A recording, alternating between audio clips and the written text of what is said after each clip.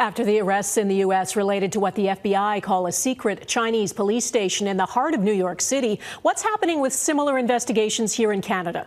The human rights group Safeguard Defenders has exposed what it says is a network of dozens of suspected Chinese outposts around the world, including in Canada and the U.S. And now 2 Americans have been charged with conspiring to act as agents for the Chinese government. And there's evidence they may have a connection to Canada.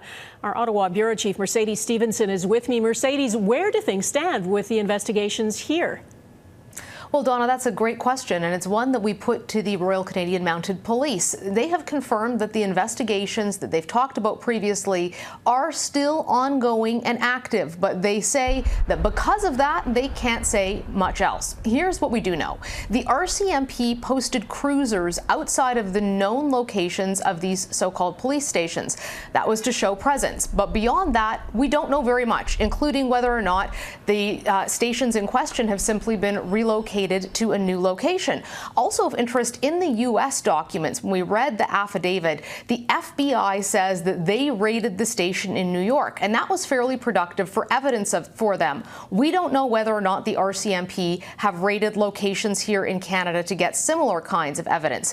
The RCMP have said that they are looking at potential criminal charges. In fact, when I spoke to the interim commissioner, he said they were looking at the possibility of harassment charges, but Canada doesn't have a foreign agents registry like the United States, so this would not be an identical charge. Experts here say that a foreign agents registry would help, but a former CSIS agent who we spoke to said there are laws on the books the RCMP could get started on now, but that we tend to be behind on these kinds of investigations. We don't need to reinvent the wheel in terms of legislation. I think it's just a matter of our national police force are much further behind in terms of experience and history in dealing with this type of nuanced threat.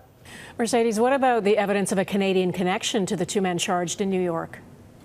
Well, Donna, in this affidavit, you can see that it says that there was a photograph found on one of the accused cell phones, and it says that it showed an opening ceremony with the 5 countries to first establish overseas police service locations, and that among those individuals depicted in the photographs were association presidents from Spain, France, Canada, and the Netherlands. We haven't seen that photo, and we don't know the identity of the individual in it, or whether or not the RCMP have seen it either, but it certainly opens a lot more questions about those ongoing investigations and where they might go.